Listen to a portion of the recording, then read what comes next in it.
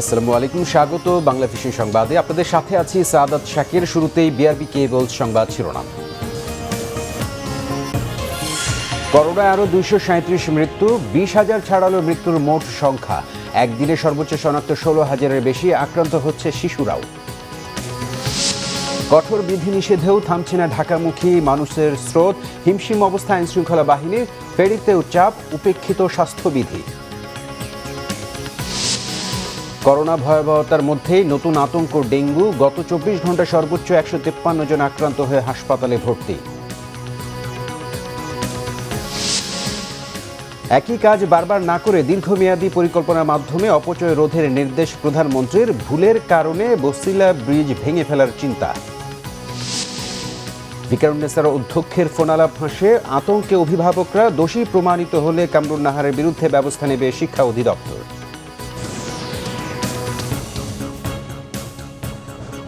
দেখছিলেন BRB cables সংবাদ শিরোনাম, এবার বিস্তারিত। দেশে করোনায় মৃত্যুর সংখ্যা 20,000 ছাড়িয়েছে। গেল একদিনে 237 জন সহ এ পর্যন্ত মোট মৃত্যুর সংখ্যা দাঁড়ালো 20,016 জনে। গত 24 ঘন্টায় আক্রান্ত হয়েছেন সর্বোচ্চ 16,230 জন। বিশেষজ্ঞরা বলছেন আরও এক সপ্তাহ পর কঠোর বিধিনিষেধের সুফল বোঝা যাবে। বুধবার স্বাস্থ্য অধিদপ্তরের প্রেস বিজ্ঞপ্তিতে জানানো হয়, দেশে করোনায় আরও 237 জনের মৃত্যু হয়েছে। এ নিয়ে করোনা ভাইরাসে আক্রান্ত হয়ে দেশে মৃতের সংখ্যা দাঁড়ালো 20,016 জনে।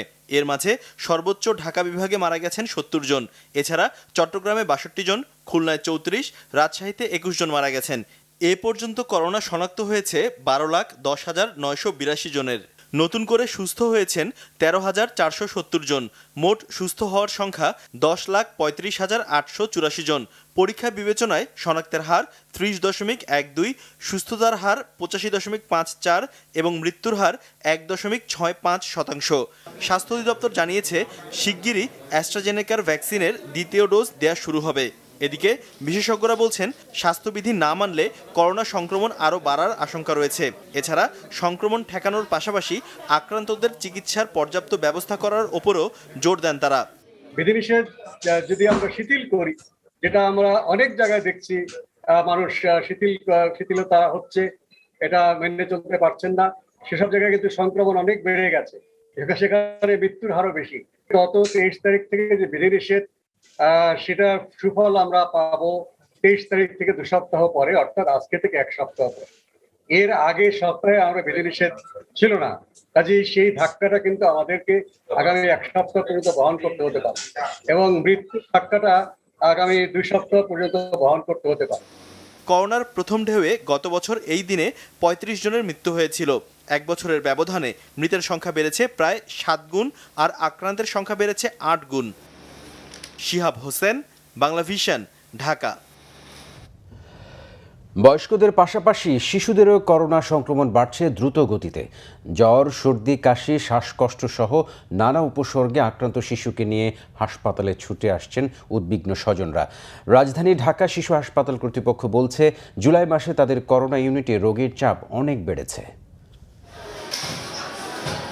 মহামারী পরিস্থিতি ভয়াবহ আকার ধারণ করায় ছোট শিশুরাও করোনার হাত থেকে রক্ষা পাচ্ছেন না। জ্বর, সর্দি, কাশি, শ্বাসকষ্ট সহ নানা উপসর্গে আক্রান্ত শিশুদের নিয়ে স্বজনরা এখন বেশ উদ্বিগ্ন। এসব শিশুদের হাসপাতালে ভর্তি করে চিকিৎসা শুরুর পর জানা যাচ্ছে তারা করোনায় আক্রান্ত। ঢাকা শিশু হাসপাতালের করোনা ইউনিটে চিকিৎসা নিতে আসা স্বজনরা এমনটাই জানালেন। করোনা ধরা পড়ছে, এর জন্য এখানে আনছে, অনেক চিকিৎসা চলতে আছে। ইনশাল্লাহ আমার ছেলে এখন মোটামুটি ভালো আছে। ওর আমরা প্রথমে কিছু টের পাইনি, আমরা নিয়ে আসছিলাম ওর জ্বর, পাতলা পায়খানা, আমাশার নিয়ে। পরে টেস্ট দেওয়ার পরে পজিটিভ আসছিল, 6 দিন থাকার পরে আবার টেস্ট দিয়েছে, নেগেটিভ আসছিল। করোনার পাশাপাশি অন্যান্য জটিল রোগে আক্রান্ত শিশুদের নিয়ে স্বজনদের আরও বেশি বিপাকে পড়তে হচ্ছে। ঢাকা শিশু হাসপাতালের করোনা আক্রান্ত শিশুদের জন্য বানানো হয়েছে 20 শয্যার আলাদা করোনা ইউনিট। হাসপাতাল কর্তৃপক্ষ বলছে, জুলাই মাসের শুরু থেকেই করোনা রোগীর চাপ অনেক বেড়েছে। বেশিরভাগ ক্ষেত্রে কোমরবিড কন্ডিশন, অর্থাৎ যে বাচ্চার লিউকেমিয়া আছে, মানে ব্লাড ক্যান্সার আছে, অথবা থ্যালাসেমিয়া আছে, কিডনি ডিজিজ আছে, বা অন্যান্য রোগে ভর্তি হাসপাতালে আছে, বা অন্য রোগের সংস্পর্শে আসলে তাদের যদি কোভিড পজিটিভ হয় তাহলে কিন্তু আমরা তাদেরকে ভর্তি রাখি এবং বেশিরভাগ রোগী কিন্তু কোমরবিড কন্ডিশনে ভর্তি থাকে। করোনার হাত থেকে রক্ষা পেতে হলে শিশু ও পিতামাতা সহ পরিবারের সবাইকে স্বাস্থ্যবিধি মেনে চলার পরামর্শ দিয়েছেন চিকিৎসকরা। সৈকত সাদিক, বাংলা ভিশন, ঢাকা। কঠোর বিধিনিষেধের ষষ্ঠ দিনেও ঢাকায় ফিরছেন অনেক মানুষ। তবে গণপরিবহন না থাকায় রিকশা, সিএনজির পাশাপাশি পায়ে হেঁটে রাজধানী ফিরছেন দূর দূরান্ত থেকে। ঢাকার বিভিন্ন প্রবেশ মুখে তল্লাশি মুখে পড়তে হচ্ছে তাদের। নানা অজুহাতে ক্রমেই ফিরে আসা লোকের সংখ্যা বাড়ছে বলে জানিয়েছে পুলিশ। চিত্র দুটি রাজধানীর দুই প্রান্তের প্রবেশমুখ গাবতলী ও যাত্রাবাড়ি সাইনবোর্ড এলাকার। ভোর থেকেই শত শত মানুষ পায়ে হেঁটে রাজধানীতে ঢুকছে। মানুষের এ স্রোত কোনোভাবেই ঠেকাতে পারছে না আইনশৃঙ্খলা বাহিনী। রাজধানীতে ফেরার ক্ষেত্রে সবারই রয়েছে কোনো না কোনো অজুহাত, তবে অনেকে আবার বাধ্য হয়ে ফিরছেন ঢাকায়। আমি ভাঙ্গা রিক্সায় আসলাম, তারপর অটোতে আসলাম। কুমিল্লা থেকে আসতেছি, আমরা এটা প্রাইভেট কাটে করে এসেছি। কারণ অফিস খোলা যেতে তো হবে ভাই, এজন্য যাচ্ছি। হেমায়তপুর মশিরুল, আমি চক্ষু হসপিটালে যাব। চোখের চিকিৎসা করব, তো টাঙ্গাইলে ওই ডাক্তার দেখেছি, টাঙ্গাইলে ইনজেকশন হবে না। প্রবেশ মুখগুলোতে রয়েছে আইনশৃঙ্খলা বাহিনীর চেকপোস্ট। পায়ে হেঁটে যারা ঢাকায় ঢুকছেন মাঝে মাঝে জিজ্ঞাসাবাদের মুখোমুখি হলেও বেশিরভাগ সময় বিনা বাধাই পার হচ্ছেন চেকপোস্ট। দুর্ভোগের কারণে ক্ষুব্ধ অনেকে। গরমের ভিতরে হাইটা যাওয়া কত কষ্ট, সিএনজি পাইতেছি না, কিছু পাইতেছি না। এখন আমাকে মানে সেদিন যায় না, জানেন এই যখন এই শাকের বোঝাটা মাথায় করে ঢাকা আজিমপুর নিয়ে বেসুম আমরা, তারপর আমরা খামু। প্রতিটি ব্যক্তিগত গাড়ি ও মোটরসাইকেল থামিয়ে ঢোকার কারণ জানতে চাওয়া হচ্ছে। যৌক্তিক কারণের সাথে প্রমাণ দেখাতে পারলেই ঢাকায় ঢোকার অনুমতি মিলছে, নয়তো আটকে দেয়া হচ্ছে। অনেক ক্ষেত্রে দেয়া হচ্ছে মামলা। গাড়ির মুভমেন্ট অনেক বেড়েছে। যারা পায়ে হেঁটে বিভিন্ন জায়গায় যাচ্ছেন বিভিন্ন কারণ উল্লেখ করছেন। চেকিং ছাড়া কেউ কিন্তু নির্দিষ্ট পয়েন্টে বা গন্তব্যস্থলে যেতে পারছে না। তবে কোনো বাধা ছাড়াই রাজধানীতে ঢুকতে পারছে জরুরি সেবায় নিয়োজিত ও পণ্যবাহী গাড়িগুলো। এই কঠোর বিধিনিষেধের মধ্যেও অনেকে ঢাকার বাইরে যাচ্ছেন। তাদেরকেও চেকপোস্টে কারণ ব্যাখ্যা করতে হচ্ছে। যৌক্তিক কারণ আর প্রমাণ দেখাতে পারলেই তারা বের হতে পারছেন। ইমরুল কায়েস, বাংলা ভিশন, ঢাকা। এদিকে কঠোর বিধিনিষেধের ষষ্ঠ দিনে রাজধানীতে ঢিলেঢালাভাবে পালিত হচ্ছে লকডাউন। যথারীতি গণপরিবহন না থাকলেও রিকশা, সিএনজি আর ব্যক্তিগত যানের ছিল আধিক্য। এসব বাহনে গাদাগাদি করে কর্মস্থলে ছুটছেন মানুষ। তবে অকারণে বের হয়ে সন্তোষজনক উত্তর না দিতে পারলে চেকপোস্টগুলোতে গুনতে হচ্ছে জরিমানা। এক সিএনজিতে গাদাগাদি করে ৬ জন। বাস্তবতা আর অসচেতনতার কাছে ফিকে হয়ে গেছে মহামারীর ভয়ঙ্কর রূপ। যাত্রীরা বলছেন, একদিকে অফিস খোলা, অন্যদিকে গণপরিবহন বন্ধ। এমন পরিস্থিতিতে নিরুপায় তারা। এই লাইনে তো কোনো রিস্কে গাড়ি নাই, ঠিক আছে। যাত্রীগুলো অফিস টাইম মনে করেন কোত্থেকে যাইবো আইবো। যদি কখনো রিক্সা না পাই তাহলে এই যে এখানে সিএনজিতে যাই। আমাদের আর কোনো ব্যবস্থা নাই, বিকল্প ব্যবস্থা নাই।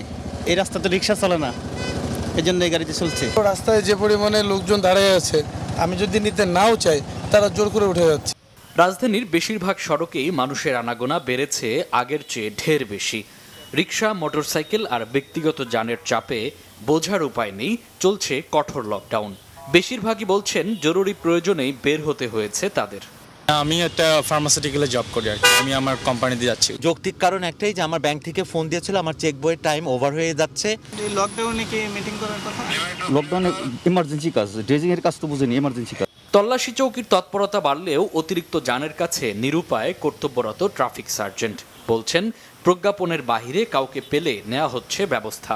বেশিরভাগ মানুষই যৌক্তিক কারণেই বের হচ্ছে, তবে কিছু কিছু মানুষ আছে যারা প্রজ্ঞাপনের বাইরে, এদের বিরুদ্ধে আমরা মামলা দিচ্ছি। ফিনান্সিয়াল যে প্রতিষ্ঠানগুলো সেগুলো খোলা, আবার কিছু লোক যে বিদেশগামী আছে তারা করোনা টেস্টের জন্য যাচ্ছে, যারা টিকা দিতে যাচ্ছে, যারা যত কারণ দেখাতে পারছে তাদেরকে আমরা অ্যাপ্রুভ করছি যাওয়ার জন্য। কঠোর বিধিনিষেধ চলবে আগামী 5 আগস্ট রাত 12টা পর্যন্ত। মামুন আবদুল্লাহ, বাংলা ভিশন, ঢাকা। করোনা সংক্রমণ ঠেকাতে দেশের বিভিন্ন জেলায় ষষ্ঠ দিনের মতো চলছে ঢিলেঢালা লকডাউন। বন্দরনগরী চট্টগ্রামে মহানগর জুড়ে আইনশৃঙ্খলা বাহিনী ও প্রশাসন কড়া অবস্থানে থাকলেও নানা অজুহাতে বের হচ্ছেন মানুষ। মহানগরীর প্রবেশ মুখে সিটি গেইটে চেকপোস্ট বসিয়ে তল্লাশি করছে সেনাবাহিনী। ময়মনসিংহ নগরীতে দোকানপাট ও গণপরিবহন বন্ধ থাকলেও রিকশা, অটোরিকশা এবং ব্যক্তিগত গাড়ি চলাচল করতে দেখা গেছে। এছাড়া আইনশৃঙ্খলা বাহিনীর তেমন কোনো তৎপরতা দেখা যায়নি। এদিকে চুয়াডাঙ্গায় প্রবেশ পথগুলোতে বসানো হয়েছে চেকপোস্ট। লকডাউন কার্যকর করতে সড়কগুলোতে পুলিশ, বিজিবি, আনসার ও সেনাবাহিনীর কঠোর তৎপরতা রয়েছে। কুড়িগ্রামেও কঠোর অবস্থানে রয়েছে প্রশাসন। গুরুত্বপূর্ণ স্থানে বসানো হয়েছে চেকপোস্ট। নারায়ণগঞ্জে রিকশা, ব্যাটারি চালিত অটোরিকশা ও সিএনজি অবাধে চলাচল করছে।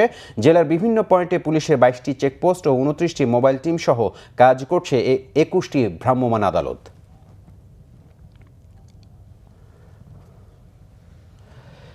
অন্যদিকে বিধিনিষেধ উপেক্ষা করে আজও মুন্সিগঞ্জের শিমুলিয়া ফেরিঘাটে ঢাকামুখী মানুষের চাপ দেখা গেছে। স্বাস্থ্যবিধির তোয়াক্কা করছেন না বেশিরভাগ যাত্রী। করোনার ঊর্ধ্বমুখী সংক্রমণের মধ্যেও সকাল থেকে মুন্সিগঞ্জের শিমুলিয়া ঘাটে ফেরি পারাপার হচ্ছেন মানুষ। ভোর থেকে ঘাটে যাত্রী ও ব্যক্তিগত গাড়ি চাপ দেখা গেছে। ঘাটের আশেপাশে পুলিশের চেকপোস্ট থাকলেও তেমন কোনো তৎপরতা দেখা যায়নি।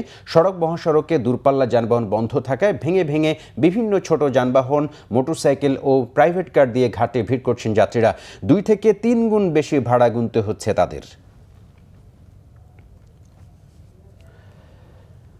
করোনা ভয়াবহতার মধ্যেই রাজধানীতে নতুন আতঙ্ক হিসেবে দেখা দিয়েছে ডেঙ্গু। গত 24 ঘন্টায় এই রোগে আক্রান্ত হয়েছেন 153 জন। পরিস্থিতি বিবেচনায় বেশ কয়েকটি হাসপাতালকে ডেঙ্গুর জন্য নির্ধারণ করে দেওয়া হয়েছে। এক্ষেত্রে লোকবল ও প্যাথোলজি সুবিধা বাড়ানোর উপর জোর দিয়েছে হাসপাতাল কর্তৃপক্ষ। মশাবাহিত রোগ ডেঙ্গু গত কয়েক বছর ধরেই দুশ্চিন্তার কারণ। করোনার ভয়াবহ পরিস্থিতির এই সময়ে দুশ্চিন্তা এখন আতঙ্কে রূপ নিয়েছে। সিটি কর্পোরেশনের পক্ষ থেকে মশা নিধন কার্যক্রমের কথা বলা হলেও প্রতিদিনই বাড়ছে ডেঙ্গু রোগীর সংখ্যা। ব্লাডের অবস্থা খুবই কম, অনেক কমে গেছে। যারা দায়িত্বশীল আছে তারা তাদের উচিত মশা থেকে জনগণকে সুরক্ষা রাখা। সবাই সচেতন হওয়া খুবই জরুরি, নইলে দেশের অবস্থা করোনার সাথে সাথে অন্য রোগগুলো প্রকোপ বৃদ্ধি পাবে, তখন এটা সরকার চাপ সামলাতে হিমশিম খাবে। আমার ওয়াইফ এবং আমার ছেলে এবং আমার মেয়ে এই তিনজনই ডেঙ্গু রোগে আক্রান্ত। এরই মধ্যে প্রস্তুতি সম্পন্ন করে ফেলেছে নির্ধারিত হাসপাতালগুলো। কোভিড রোগী, নন কোভিড রোগীর লোডে আমরা আগে থেকেই বিপর্যস্ত বলা যায় আর কি। প্রচুর পরিমাণে রোগী আমাদের, দেখেন ফ্লোরে রোগী, বারান্দায় রোগী, আমাদের রুমের দরজা পর্যন্ত রোগী চলে গেছে। এরপরও আমরা ডেঙ্গু যেহেতু বেড়ে গেছে, কোভিড হাসপাতালগুলোতে ডেঙ্গু রোগী যাবে না, আমাদের হাসপাতালে আসবে, আমরা প্রস্তুতি নিয়ে রাখছি। যদিও কোনো কোনো হাসপাতালের নিজেদের সক্ষমতা নিয়েই সংশয় রয়েছে। ডেঙ্গু যে টেস্টের কিট এবং সিবিসির যে কিটগুলো, এই ধরনের সাপোর্টগুলো আমাদেরকে যদি যথাযথভাবে প্রোভাইড করা হয় এবং সাপোর্টিভ স্টাফস, ডক্টরস, টেকনিশিয়ান আমাদের লাগবে। পরিস্থিতি বিবেচনায় ডেঙ্গুর জন্য নির্ধারিত হাসপাতাল ছাড়াও অন্য হাসপাতালগুলো প্রস্তুতি নিচ্ছে। এটা আমাদের চিকিৎসকরা সব ম্যানেজমেন্টই জানে। আমরা টেস্ট করে দেখব, কোনো রোগী আসলে 2টো টেস্ট করলে তার corona, that is RT-PCR positive কিনা, আর ডেঙ্গু তার পজিটিভ কিনা, এটা দেখে আমরা চিকিৎসা সেইভাবে করি। ডেঙ্গু, চিকুনগুনিয়া সহ মশাবাহিত রোগ প্রতিরোধে সিটি কর্পোরেশন সহ সংশ্লিষ্টরা আরও বেশি দায়িত্বশীল হবে এমন প্রত্যাশা ভুক্তভোগীদের। করোনার এই ভয়াবহ পরিস্থিতিতে নতুন করে আতঙ্ক হিসেবে দেখা দিয়েছে ডেঙ্গু। প্রতিদিনই হাসপাতালগুলোতে বাড়ছে ডেঙ্গু রোগীর সংখ্যা। মশাবাহিত এই রোগ থেকে বাঁচতে ব্যক্তিগত সুরক্ষার উপর জোর দিচ্ছেন চিকিৎসকরা। Sikandar রেমান, Bangla vision, sir Salimullah medical college, Mitford হাসপাতাল, ঢাকা। ভুল পরিকল্পনা এবার ভেঙে ফেলার চিন্তা ভাবনা করা হচ্ছে বসিলা ব্রিজ। একই কাজ বারবার না করে দীর্ঘমেয়াদী পরিকল্পনার মাধ্যমে জাতীয় অপচয় রোধ করতে নির্দেশ দিয়েছেন প্রধানমন্ত্রী শেখ হাসিনা। একনিক বৈঠকে 2575 কোটি টাকার 10টি প্রকল্পের অনুমোদন দেওয়া হয়েছে। কেরানীগঞ্জ, নবাবগঞ্জের সাথে ঢাকায় মানুষের চলাচলের অন্যতম মাধ্যম বসিলা ব্রিজ। প্রায় 84 কোটি টাকা ব্যয়ে 2009 সালে বুড়িগঙ্গার উপরে এটি নির্মিত হয়। উচ্চতা ঠিক না থাকায় জোয়ারের সময় এর নিচ দিয়ে কার্গো জাহাজ চলতে পারছে না, ফলে মাত্র 11 বছরের মাথায় ভাঙতে হবে ব্রিজটি। দক্ষিণাঞ্চলে এমন 805টি লোহার ব্রিজ ভেঙে নতুন করে তৈরি করার একটি প্রকল্প সংশোধিতভাবে একনেকে অনুমোদন দেওয়া হয়েছে। বসিলা ব্রিজটি এখন এত গুরুত্বপূর্ণ নদীর উপরে, এত এখানে নৌ পরিবহন, বর্ষাকালে কার্গোগুলো আসতে পারে না। 2008-এ এটা উদ্বোধন হয়েছে, এটা এখন আবার নতুন ভাঙার কথা চিন্তা করা হচ্ছে, এটা উঁচু করার জন্য।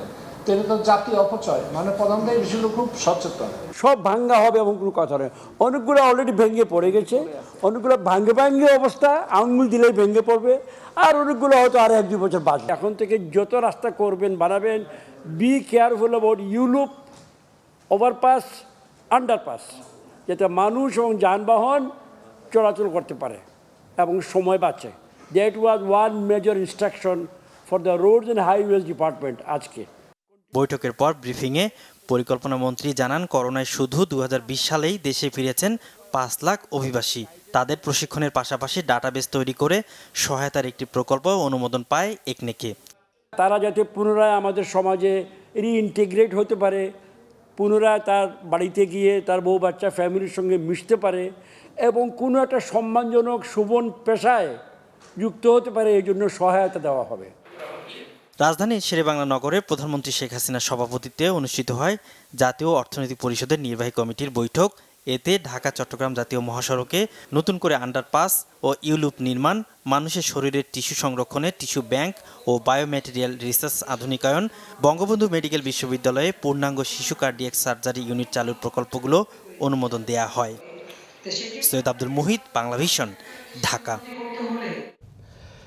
করোনার এই কঠিন পরিস্থিতিতে সবাইকে জনগণের জন্য রাজনীতি করার আহ্বান জানিয়েছেন আওয়ামী লীগের সাধারণ সম্পাদক ওবায়দুল কাদের। নিজ বাসায় সংবাদ ব্রিফিংয়ে তিনি বলেন, কারো কারো অবহেলায় করোনা পরিস্থিতি ক্রমেই অবনতির দিকে যাচ্ছে। এ অবস্থা চলতে থাকলে অনাকাঙ্ক্ষিত বিপর্যয় ঘটতে পারে। করোনা সংক্রমণ রোধে প্রধানমন্ত্রী শেখ হাসিনা যেসব সিদ্ধান্ত নিয়েছেন তার প্রতি আস্থা রাখতে সবার প্রতি আহ্বান জানান ওবায়দুল কাদের। আমাদের দেশে করোনার দ্বিতীয় তরঙ্গে মৃত্যুর যে হার, এটা প্রতিবেশী দেশ ভারতের চেয়েও বেশি। এমন বাস্তবতা মানুষের জীবনের সুরক্ষাকে সর্বোচ্চ অগ্রাধিকার দিচ্ছেন প্রধানমন্ত্রী শেখ হাসিনা। আমাদের মনে রাখতে হবে, জীবন রক্ষা না পেলে জীবিকা দিয়ে কি হবে। সরকার অবশ্য জীবন এবং জীবিকার মধ্যে একটা সমন্বয় করে করোনা সংকট অতিক্রমের চেষ্টা চালিয়ে আসছিল, কিন্তু এখন সংক্রমণ ও মৃত্যুর হার যেভাবে বেড়েছে, তাতে করে জীবন বাঁচানোটাই সর্বোচ্চ অগ্রাধিকারের বিষয় হয়ে দাঁড়িয়েছে। বিএনপির মহাসচিব মির্জা ফখরুল ইসলাম আলমগীর অভিযোগ করেছেন, মহামারীকে পুঁজি করে জনগণের সম্পদ লুট করছে আওয়ামী লীগ সরকার।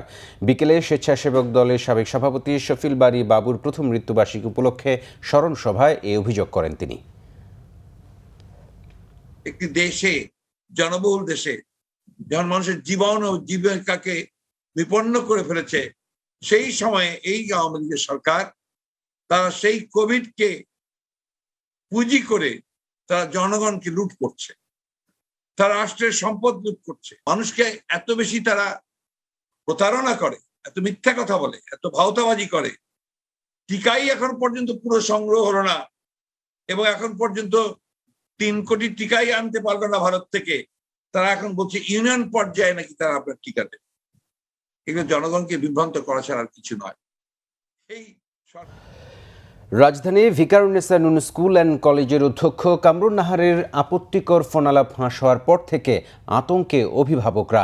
অধ্যক্ষের বিরুদ্ধে অবস্থান নেওয়া অভিভাবকদের সন্তানদের বিরুদ্ধে সামাজিক মাধ্যমে অপপ্রচারের অভিযোগ উঠছে। তবে তদন্তে দোষী প্রমাণিত হলে অধ্যক্ষের বিরুদ্ধে ব্যবস্থা নেওয়ার কথা বলেছেন মাধ্যমিক ও উচ্চ শিক্ষা অধিদপ্তরের মহাপরিচালক। আমি রাজনীতি করা মেয়ে, আমি কিন্তু ভদ্র না, আমি কিন্তু গুলি করা মানুষ, রিভলভার নিয়ে ব্যাগের মধ্যে একটা মানুষ। দেশের সুপরিচিত বিদ্যাপীঠ ভিকারুন্নেসা নুন স্কুল অ্যান্ড কলেজের অধ্যক্ষের এ ফোন আলাপ এখন দেশব্যাপী আলোচিত বিষয়। যার সঙ্গে অধ্যক্ষের এ আলাপ কথা হলো সেই অভিভাবক মীর টিপুর সঙ্গে। তার অভিযোগ, ঘটনার পর থেকেই প্রতিনিয়তই হুমকি দেওয়া হচ্ছে তাকে। যেহেতু কথাটা আমার সাথে হয়েছে, আমাকে অনেকেই, আমার পরিচিত অপরিচিত অনেকেই বলে আপনি সাবধানে চললেন, ইনডাইরেক্টলি কিছু হুমকিও আছে। আমি আসলে সত্যি আতঙ্কিত। ভিকারুন্নেসা স্কুল ক্যাম্পাসের ভেতরে বসানো হয়েছিল কোরবানির পশুর হাট। অভিভাবকদের অভিযোগ, এমন নজিরবিহীন কর্মকাণ্ডের পেছনে অধ্যক্ষের সম্পৃক্ততা ছিল। এছাড়া ভর্তিতে অনিয়ম নিয়েও বিস্তর অভিযোগ তাদের। যে আমরা এটা ভাড়া নিচ্ছি, কিসের জন্য তোমাদেরকে ভাড়া দেওয়া হয়েছে তো তোমাদের পাক শাকের লেগা, গরুর হাটের জন্য না। তো বলো যে প্রিন্সিপালতে আমরা 5 লাখ টাকা দিচ্ছি। 71 বছরের এটা ঐতিহ্যবাহী প্রতিষ্ঠান, এই প্রতিষ্ঠানে কি গরুর হাট দেওয়া যায়? এই স্কুলের ভিতরে বিভিন্ন রকম ঘটনা ঘটতে গেছে, আর স্কুলের ভিতরে টিচারদের ভিতরে একটা বিশাল গ্রুপ আছে। অধ্যক্ষ বিরোধী আন্দোলনে সামনে থেকে নেতৃত্ব দেয়া অভিভাবক ফোরামের সাধারণ সম্পাদক আব্দুল মজিদ সুজন জানান, পরিকল্পিতভাবে এইচএসসি পড়ুয়া মেয়েকে নিয়ে বিভিন্ন সামাজিক যোগাযোগ মাধ্যমে অপপ্রচার চালাচ্ছে একটি মহল। এই অবস্থায় আত্মহত্যার হুমকি দিয়েছে তার মেয়ে। প্রধানমন্ত্রীর হস্তক্ষেপ কামনা করেন তিনি। আমার নামে বাজে কথা বলে এবং আমার এমন অবস্থা হয় আমি সুসাইড করার মতো অবস্থা হয়ে যায়। আসলে আমি খুবই শঙ্কিত। আমার মেয়ে সুসাইড করতে চাচ্ছে, সোজা কথা। সে বলছে, বাবা তুমি বিকারুন্নেসা রাজনীতি ছেড়ে দাও। এদিকে মাধ্যমিক ও উচ্চশিক্ষা অধিদপ্তরের মহাপরিচালক অধ্যাপক ডক্টর গোলাম ফারুক জানান, তদন্তে অধ্যক্ষের দায় প্রমাণিত হলে যথাযথ ব্যবস্থা নেওয়া হবে। আমাদের পরিচালক মাধ্যমিক মহোদয় ওখানে আছেন সদস্য, ওরা আজকে কাজ শুরু করেছে। গোটা 3 দিন মনে লাগবে ওদের শেষ করতে। যেমন তাদের ব্যবস্থা নিলে আমাদের দেরি হবে না, তদন্ত যদি কিছু পাওয়া যায় এরকম। তবে এ বিষয়ে কথা বলতে অনেকবার চেষ্টা করলেও অধ্যক্ষ কামরুন্নাহার কথা বলতে রাজি হননি। মাইনুল শোভন, বাংলা ভিশন, ঢাকা। এক দশক আগেও যে জনপদে পরিবার নিয়ে খেয়ে পড়ে বেঁচে থাকার জীবিকার সংগ্রামী ছিল মুখ্য, সেখানে এখন উন্নত জীবনের হাতছানি। শুধু বসতঘর নয়, বৈদ্যুতিক আলো, ডিজিটাল প্রযুক্তির মোবাইল থেকে আধুনিক নানা সুযোগ সুবিধা এখন তাদের আয়ত্তে। পার্বত্য অঞ্চলের বাইরে থাকা ক্ষুদ্র নৃগোষ্ঠীদের জীবনমান উন্নয়নে প্রধানমন্ত্রীর কার্যালয়ের নেয়া প্রকল্পের সুফল পৌঁছে গেছে প্রান্তিক পর্যায়ে। সঞ্চিতা চাষা, চা বাগানে সীমিত আয়ের গরিব এই পরিবারটি অকালে পরিবারের উপার্জনক্ষম মানুষটিকে হারিয়ে সংসার সমুদ্রে ডুবে যাওয়ার বদলে নতুন জীবনের আশা দেখছেন। প্রধানমন্ত্রীর কার্যালয় থেকে নেয়া বিশেষ এলাকার জন্য উন্নয়ন সহায়তা কর্মসূচির আওতায় পেয়েছেন বসতঘর। সামাজিক নিরাপত্তা খাতের সহায়তায় কর্মসংস্থান সহ সন্তানদের শিক্ষিত করার স্বপ্ন দেখছেন এখন। দুইটা বাচ্চার এখন একটা বাচ্চারা পড়ায় আর একটা বাচ্চা তো মনে করবা ছোট আসে, যুবক হলে তো তারও স্কুলে পড়াইতে লাগবে আমাদের। একইভাবে হবিগঞ্জ মৌলভীবাজার জেলার বাহুবল শ্রীমঙ্গল এলাকায় ক্ষুদ্র নৃগোষ্ঠীর মানুষেরা পেয়েছেন বসতঘর। দীর্ঘ বঞ্চনা কাটিয়ে জীবনমান উন্নয়নের নানা সহযোগিতায় সন্তানদের পাঠাচ্ছেন স্কুলে, দেখছেন উন্নত জীবনের স্বপ্ন। আগেও অনেক কষ্ট হয়েছিল, এখন ঘর পাওয়াতে কিছু ভালো হয়েছে। তো আমি তো কষ্ট করিয়া চলবো স্যার, ঠিক আছে, কিন্তু আমি যে ঘরটা পাইয়া আমার এইটাই ধন্যবাদ। সেলাই মেশিন, বাইসাইকেল, লেখাপড়ার উন্নয়নের জন্য, আর প্রতিবন্ধী ভাতা, বয়স্ক ভাতা পেয়েছি।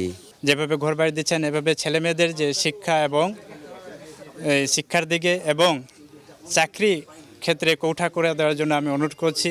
আমার মেয়ে একটু লেখাপড়া করে, বড় হইব, চাকরি বাকরি করব। সমতলের ক্ষুদ্র নৃগোষ্ঠীর জীবনমান উন্নয়নে বসতঘর, বাইসাইকেল, সেলাই মেশিন, স্বাস্থ্যসেবা, শিক্ষাবৃত্তি সহ প্রধানমন্ত্রী নেয়া বিভিন্ন উদ্যোগ সফল বাস্তবায়নের কথা জানালেন মাঠ প্রশাসনের এই কর্মকর্তা।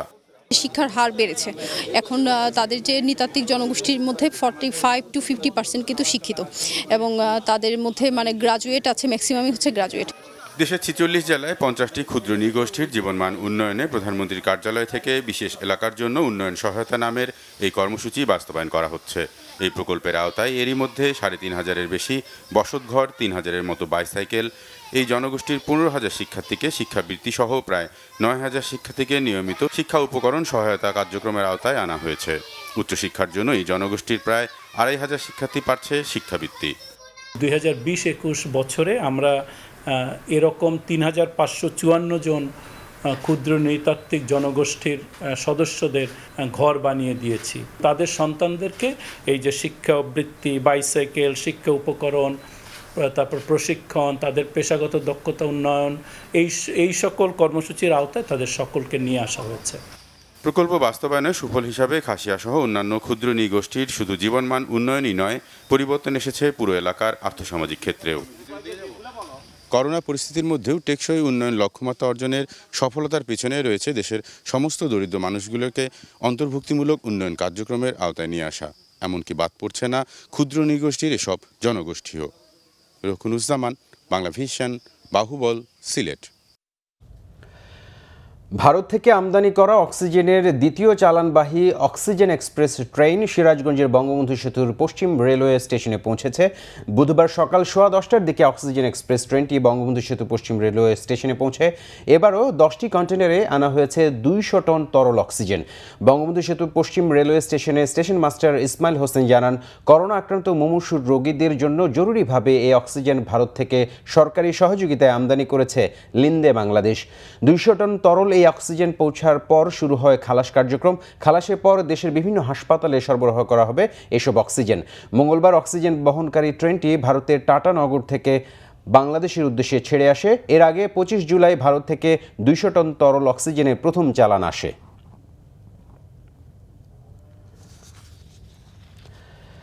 মানহীন চকলেট তৈরি ও বাজারজাতকরণের অভিযোগে রাজধানীর লালবাগে একটি কারখানার মালিককে 2 লাখ টাকা জরিমানা ও অনাদায়ে 3 মাসের বিনাশ্রম কারাদণ্ড দিয়েছে ভ্রাম্যমাণ আদালত। বুধবার বিকেলে লালবাগের জগন্নাথ সাহা রোডের কিডস ফুড ফ্যাক্টরিতে অভিযান চালায় গোয়েন্দা পুলিশ। কারখানাটিতে পার্শ্ববর্তী দেশের কিন্ডার জয়ের আদলে কিংস জয় নামে শিশুদের চকলেট তৈরি করে বাজারে বিক্রি করা হতো। ভ্রাম্যমাণ আদালত পরিচালনাকারী ঢাকা মেট্রোপলিটন পুলিশের নির্বাহী ম্যাজিস্ট্রেট ডাক্তার সঞ্জীব দাস জানান, কারখানাটিতে মান নিয়ন্ত্রণের ল্যাবরেটরি ও কোনো কেমিস্ট নেই। এছাড়া বিএসটিআই এর কোনো শর্ত মানা হয়নি। এসব কারণে ভোক্তা অধিকার সংরক্ষণ আইন অনুযায়ী দণ্ডের পাশাপাশি কারখানাটি সিল করে দেয় আদালত। সৌদি আরবে পাচারকালে প্রায় 9,000 পিস ইয়াবা সহ সাদ্দাম নামে এক যাত্রীকে আটক করেছে আর্মড পুলিশ ব্যাটালিয়ন এপিবিএন। বুধবার সকাল 9:30টার দিকে একটি ফ্লাইটে সৌদি আরবের দাম্মামে যাওয়ার সময় স্ক্যানিংয়ের আগে সাদ্দামকে আটক করা হয়। তার কাছে থাকা ব্যাগের ভেতরে বিশেষ কৌশলে রাখা 8,950 পিস ইয়াবা উদ্ধার করা হয়। প্রাথমিক জিজ্ঞাসাবাদে সাদ্দাম জানিয়েছে, দাম্মামে বাংলাদেশি এক ব্যক্তির কাছে এই চালান পৌঁছে দেওয়ার কথা ছিল। বিনিময়ে সৌদি যাওয়ার প্লেন খরচ দিয়েছিল তাকে। সেখানে বাংলাদেশি প্রবাসী ও কয়েকজন সৌদি নাগরিকের কাছে 1,000 থেকে 1,500 টাকায় একটি ইয়াবা বিক্রি করা হয়। এর আগেও পেশায় গাড়ি চালক কুমিল্লার সাদ্দামকে মাদক কারবারের জন্য গ্রেফতার করা হয়েছিল বলে জানিয়েছে এপিবিএন। কক্সবাজারের টেকনাফে পাহাড় ধসে শিশুসহ একই পরিবারে 5 জন নিহত হয়েছে। বুধবার ভোরে উপজেলার হিংলা ইউনিয়নের ভিলেজ পাড়ায় এই দুর্ঘটনা ঘটে। স্থানীয়রা জানায়, টানা ভারী বর্ষণে হিংলা ইউনিয়নের একটি বাড়িতে পাহাড় ধসে পড়ে। এতে 5 বছরের এক শিশুসহ 5 জন মারা যান। পরে স্থানীয়রা তাদের মৃতদেহ উদ্ধার করে। সে সময় আহত হন 3 জন। এই ঘটনায় তলিয়ে গেছে লাখ লাখ টাকার লবণ, ভেঙে গেছে শত শত ঘরবাড়ি। এ ঘটনায় দুপুরে ক্ষতিগ্রস্ত এলাকা পরিদর্শন করেছেন অতিরিক্ত জেলা প্রশাসক মোহাম্মদ আমিন আল পারভেজ। এদিকে মঙ্গলবার সকালে কক্সবাজারের উখিয়ায় রোহিঙ্গা শিবিরে পাহাড় ধসে ও পানিতে ভেসে 5 শিশুসহ এ পর্যন্ত 12 জনের মৃত্যু হয়েছে।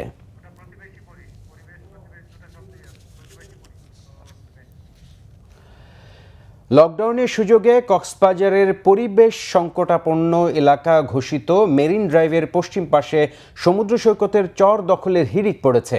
সৈকতের ইনানিতে বালুকা বেলা দখল করে গত কদিনে ধরে অবৈধ স্থাপনা তৈরি করা হচ্ছে। উচ্চ আদালতের নিষেধাজ্ঞা অমান্য করে অবৈধ স্থাপনা নির্মাণকারীদের বিরুদ্ধে ব্যবস্থা দেওয়ার দাবি জানিয়েছে পরিবেশবিদ সহ সচেতন মহলের। মোর্শেদুর রহমান খোকনের তথ্য ও ছবিতে একটি রিপোর্ট দেখব। কক্সবাজার সমুদ্র সৈকত, এর একদিকে পাহাড়ের পাদদেশে 120 কিলোমিটার দীর্ঘ মেরিন ড্রাইভ ও সমুদ্র সৈকত। পরিবেশ ও প্রকৃতি রক্ষায় সরকার মেরিন ড্রাইভের পশ্চিম পাশে সৈকতের বিস্তৃত বালুকা বেলাকে পরিবেশ সংকটাপন্ন এলাকা ঘোষণা করে। ওই এলাকায় কোনো ধরনের স্থাপনা তৈরিতে উচ্চ আদালতের নিষেধাজ্ঞা থাকলেও তার তোয়াক্কা না করে সৈকতের বালিয়াড়ি দখল করছে একটি প্রভাবশালী মহল। ইনানি বিচের পাশেই চরের আনুমানিক 3 একরের জমি দখলে নিয়ে এখন বড় স্থাপনা নির্মাণের প্রস্তুতি চলছে। দেশের প্রচলিত আইন অনুযায়ী কক্সবাজার সমুদ্র সৈকতের বালিয়াড়িতে কোনো ধরনের স্থাপনা নির্মাণের সুযোগ নেই। এই সৌন্দর্য রক্ষা করার জন্য আপনার সরকারের প্রতিটি মানুষের প্রয়োজন রয়েছে। এখানে অবৈধভাবে দখল করা অত্যন্ত নিন্দনীয় একটি ঘটনা এবং তাদের বিরুদ্ধে সরকার দৃষ্টি আকর্ষণ করছি দ্রুত ব্যবস্থা গ্রহণ করার জন্য। মেরিন ড্রাইভের পশ্চিম পাশে যেসব স্থাপনাগুলো হয়েছে এগুলো অচিরে উচ্ছেদ করে দিয়ে দখল মুক্ত করে সমুদ্রের সৌন্দর্য আবার ফিরিয়ে আনার জন্য আমি দ্রুত দাবি জানাচ্ছি। আপনার সমুদ্রচর দখল করে স্থাপনা নির্মাণের বিরুদ্ধে হুঁশিয়ারি দিয়েছে কক্সবাজার উন্নয়ন কর্তৃপক্ষ। মেরিন ড্রাইভের পশ্চিম পাশে কোনো ধরনের স্থাপনা আমরা করতে দিচ্ছি না। বিশেষ করে এটা যদি আমরা রেজোখাল ক্রস করি, রেজোখাল থেকে টেকনাফ পর্যন্ত পশ্চিম দিকে যেহেতু একদম সমুদ্রের সাথেই, এখানে কোনো কিছু কেউ করতে পারবে না। এখানে তো এসি ল্যান্ড জড়িত আছে, জেলা প্রশাসনের এডিসি রেভিনিউ জড়িত আছে, ওদেরকে সাথে নিয়েই আমরা কিন্তু এগুলো অনেক ক্ষেত্রে উচ্ছেদ করে দিই। কারণ সবাই আমরা একমত মেরিন ড্রাইভের পশ্চিম পাশে কোনো কনস্ট্রাকশন করা যাবে না। প্রকৃতির এই উপহারকে নিজ রূপে রাখতে দখলদারদের বিরুদ্ধে কঠোর ব্যবস্থা নেওয়ার দাবি সবার। Bangla vision news desk. টানা বৃষ্টিপাতে তলিয়ে গেছে বাগেরহাট ও মোংলার নিম্নাঞ্চল। এতে পানিবন্দী হয়ে পড়েছে শত শত পরিবার। একদিনে বাগেরহাটে গড়ে 93.66 মিলিমিটার বৃষ্টিপাত হয়েছে বলে জানিয়েছে আবহাওয়া অফিস। বৃষ্টি অব্যাহত থাকলে বর্ষাকালীন সবজির ব্যাপক ক্ষতির আশঙ্কা করছে কৃষি বিভাগ। এদিকে শরণখোলা উপজেলার তালবনী আশ্রয়ণ প্রকল্প, রায়েন্দাবাজারের পূর্ব এলাকা ও বান্ধাকাটা সহ সাউথখালীর বিভিন্ন নিচু এলাকায় জলাবদ্ধতা দেখা গেছে। তলিয়ে গেছে রাস্তা, মাছের ঘের ও ফসলি জমি। এতে চরম দুর্ভোগে পড়েছে এলাকাবাসী। অন্যদিকে উত্তর বঙ্গোপসাগরে সৃষ্ট লঘুচাপের প্রভাবে মংলায় কয়েকদিন ধরে টানা বৃষ্টিতে পৌর শহরের বিভিন্ন এলাকায় ব্যাপক জলাবদ্ধতার সৃষ্টি হয়েছে। পর্যাপ্ত ড্রেনেজ ব্যবস্থা না থাকায় রাস্তা ও ঘরবাড়ি পানিতে তলিয়ে গেছে। লকডাউন পরিস্থিতিতে দুধ বিক্রি নিয়ে বিপাকে ভৈরব ও পটুয়াখালীর খামারিরা। চাহিদা কমে যাওয়ায় প্রতি লিটার বিক্রি করছেন মাত্র 25 থেকে 30 টাকা দরে। লোকসানে বন্ধ হওয়ার উপক্রম অনেক খামার। ভৈরবে ছোট বড় মিলিয়ে গাভীর খামার 2000-এর বেশি। প্রতিদিন দুধ উৎপন্ন হয় 48,000 লিটার। এই দুধ ব্যবহার হতো হোটেল, চা আর মিষ্টির দোকানে। লকডাউনে দোকানগুলো বন্ধ থাকায় কমেছে দুধের চাহিদা। প্রতি লিটার দুধ 25 থেকে 30 টাকায়ও বিক্রি করতে পারছেন না খামারিরা। টানা 2 বছর লোকসান দিয়ে হাঁপিয়ে উঠেছেন তারা। এই করোনার মধ্যে আমরা আবার একটা গাড়ির মধ্যে পড়ে গেছি। এই ফার্ম টিকে রাখা আমাদের জন্য অনেক কষ্ট হয়ে যাচ্ছে। এই যে লকডাউন দিছে, এখন ধরেন মিষ্টির দোকানগুলো বন্ধ, বিভিন্ন রেস্টুরেন্টে দুধগুলো নিত, ওইটা বন্ধ হওয়ার কারণে এই যে দুধটা নিয়ে বিরাট বিপাকে পড়ে যেতেছে। ক্ষতিগ্রস্ত খামারিদের বিশেষ প্রণোদনা দেয়া শুরু হয়েছে বলে জানিয়েছেন উপজেলা প্রাণী সম্পদ কর্মকর্তা। 2 থেকে 5টি গাভীর খামার বিশিষ্ট 790 জন খামারিকে 10,100 টাকা করে প্রণোদনা দেওয়া হয়েছে। আর 6 থেকে 9টি গাভী প্রায় 42 জন খামারিকে 15,000 টাকার উপরে প্রণোদনা দেওয়া হয়েছে। এদিকে লকডাউনের কারণে দোকানগুলো বন্ধ থাকায় পটুয়াখালীর খামারিরাও নামমাত্র দামে দুধ বিক্রি করছেন। এতে গরু পরিচর্যার টাকাও উঠছে না। অনাহারে অর্ধাহারে দিন কাটছে তাদের। আমার দোকানে প্রায় 500 কেজি দৈনিক দুধ লাগে, কিন্তু দোকান খুললে দুধ রাখতে পারি, কিন্তু দোকান না খুললে তো দুধ রাখতে পারতেছি না। দুধওয়ালারা দৈনিক আসে, দৈনিক বাজারে দিয়ে দিই, তাতে আমরা ক্ষতিগ্রস্ত। আমাদের চাইতে বেশি ক্ষতিগ্রস্ত হচ্ছে দুধওয়ালারা। লো প্রাইজে ইভেন 20-25 টাকা, এবং কিছু কিছু ক্ষেত্রে দেখা যাচ্ছে যে দুধটাকে রূপান্তর না করে ফেলে দেওয়ার মতো উপদ্রব হয়েছে। আসলে ব্যবসায়ীরা যদি এভাবে তাদের এই পণ্যটা নষ্ট হয়ে যায়, তাহলে আমাদের খামারিরা আর খামার করতে উৎসাহী থাকবে না। করোনা মোকাবেলা করে স্বাভাবিক দিনের অপেক্ষায় খামারিরা। শর্মিলা কেয়া, বাংলা ভিশন নিউজ ডেস্ক। সিনেমাকেও হার মানিয়েছে বাংলাদেশের রহিমা আর যুক্তরাষ্ট্রের ক্রিস হোগলের প্রেম। ভালোবাসার জন্য বাঙালি সংস্কৃতির সাথে খাপ খাইয়েছেন ভিনদেশি ক্রিস। সব বাধা পেরিয়ে 10 বছর ধরে সুখে সংসার করছেন যশোরের কেশবপুরের এই জুটি। রাজেক জাহাঙ্গীরের তথ্য ছবিতে একটি ডেস্ক রিপোর্ট। 7 সাগর 13 নদী পেরিয়ে প্রেমের টানে বাংলাদেশে মার্কিন ইঞ্জিনিয়ার ক্রিস হোগল ভালোবেসে বিয়ে করেছেন বাঙালি নারীকে। There was some kind of chemistry between my wife and I. The first time we met, she spoke only Hindi and Bengali. I spoke only English. So we didn't understand. But our hearts understand. Our minds were already one. স্ত্রী সন্তান সহ সুখেই আছেন তিনি। বাঙালি সংস্কৃতির সাথে খাপ খাইয়ে নিয়েছেন বেশ। ব্যবসার পাশাপাশি করছেন কৃষিকাজও, সংসারের টুকিটাকি কাজও করছেন একসাথে। We've been here a little over 3 years in Bangladesh, making a new home. So I hope to finish this home and bring my American family for a visit. যশোরের কেশবপুর উপজেলার মেহেরপুর গ্রামের রহিমা খাতুন জীবিকার তাগিদে ভারতের মুম্বাই শহরে থাকাকালীন পরিচয় হয় ক্রিস্টমার্ক হোগলের সাথে। প্রথম দেখাতেই রহিমাকে ভালো লেগে যায় তার। 6 মাস প্রেমের পর তারা বিয়ে করেন। পরে কেশবপুরে বাবার ভিটায় ফিরে আসেন রহিমা। একবারই আই লাভ ইউ বলেছি, one time I love you, yeah, love you, love you, I love you, yeah. ভিনদেশি বাবাকে নিয়ে খুশি রহিমার প্রথম পক্ষের সন্তানেরাও। আমার বাবার নিয়ে আমরা ভালো আছি, সুখে-শান্তিতে আছি, আমরা ভাই বোন সবাই ভালো আছি। আমার পাপা আমাদের পিছনে আছে বলে আমরা অনেক কিছু করতে পারতেছি। রহিমা দম্পতিকে দেখতে এবং তার সাথে ছবি তুলতে অনেকেই ভিড় করছেন তার বাড়িতে, আর প্রতিবেশীরাও সন্তুষ্ট ক্রিসের ব্যবহারে। আগে আমেরিকায় ছিল, এখন চাষি কাজ করতেছে। ভালো লাগে, খুব ভালো লাগছে। সে কার সাথে যন্ত্র করে না, চরিত্রের দিক দিয়ে আর ব্যবসা বাণিজ্য আচার আচরণ সব দিক থেকে সে একটা ভালো মানুষ। বাংলাদেশের কালচারের সাথে মিশে এত সুন্দরভাবে চলাফেরা করতে পারে, এটা আসলে নজিরবিহীন।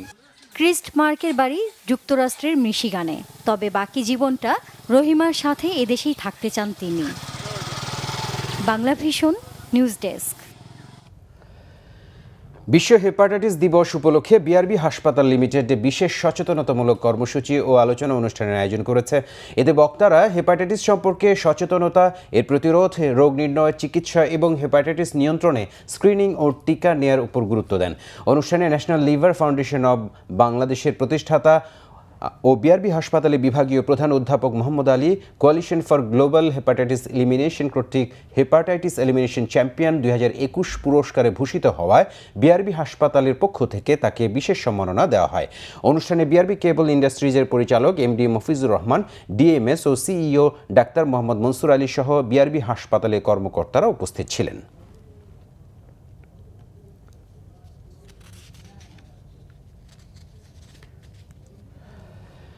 গ্রাহকদের নিরাপদ সেবা প্রদানের লক্ষ্যে চালু হলো নতুন mobile financial service MFS Trust Axiata pay বা ট্যাপ।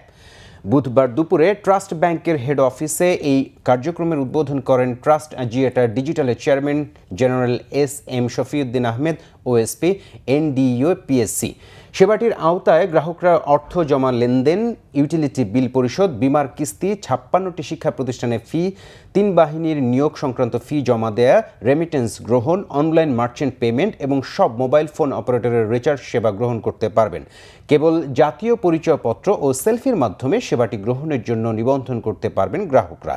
অনুষ্ঠানে বক্তব্য রাখেন ট্রাস্ট আজিয়েটা ডিজিটালের chairman general SM Shafiuddin Ahmed, Trust ব্যাংকের managing director and CEO Humaira Azam ও ট্রাস্ট আজিয়েটা ডিজিটাল লিমিটেডের ভারপ্রাপ্ত সিইও দেওয়ান নাজমুল হাসান।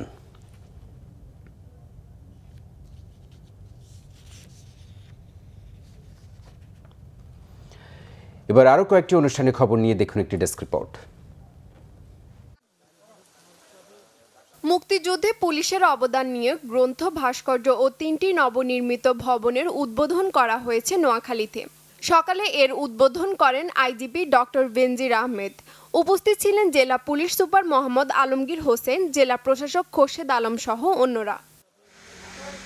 করোনার সংক্রমণ কমাতে আরও 1,85,200 ডোজ টিকা পৌঁছেছে চট্টগ্রামে। এর মধ্যে 1,06,800 ডোজ মডার্না এবং 78,400 ডোজ সিনোফার্মের টিকা।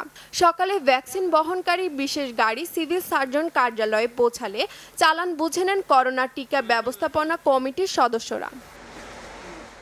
ময়মনসিংহ মেডিকেলের করোনা ইউনিটের রোগীদের জন্য 50টি অক্সিজেন সিলিন্ডার ও একটি অ্যাম্বুলেন্স দেওয়া হয়েছে।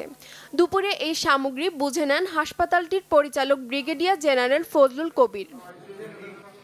নীলফামারীতে পানি উন্নয়ন বোর্ডের স্বেচ্ছাচারিতা ও ভুল সিদ্ধান্তের কারণে প্রায় 1200 একর জমির ফসল নষ্ট ও অকার্যকর ভুরি তিস্তা ব্যারেজ পুনরায় চালুর প্রতিবাদে মানববন্ধন হয়েছে। কর্মসূচিতে অংশ নেন 5 এলাকার ক্ষতিগ্রস্ত কৃষকরা। স্বেচ্ছাসেবক দলের প্রয়াত সভাপতি শফিউল বারী বাবুর প্রথম মৃত্যুবার্ষিকী উপলক্ষে মিলাদ মাহফিল ও মাস্ক বিতরণ করা হয়েছে।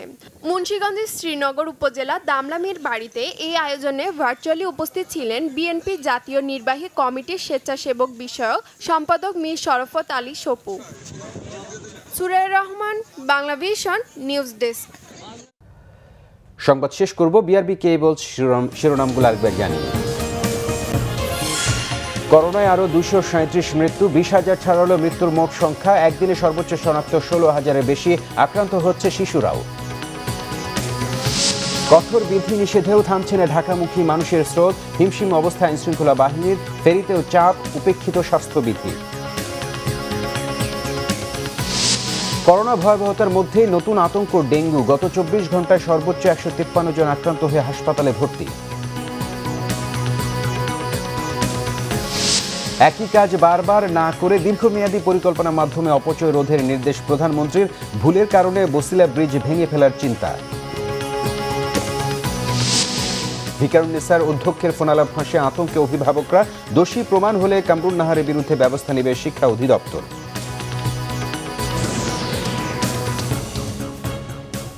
প্রিয় দর্শক, এই ছিল এখনকার মতো। পরের সংবাদ রাত 1টায় দেখার আমন্ত্রণ রইল। এছাড়া বাংলা বিষয়ের সংবাদ ও সংবাদ সংশ্লিষ্ট অনুষ্ঠান দেখতে ভিজিট করুন www.bbnews24.com ও facebook.com/banglavisionnews এবং সাবস্ক্রাইব করুন youtube.com/banglavisionnews। ধন্যবাদ সবাই।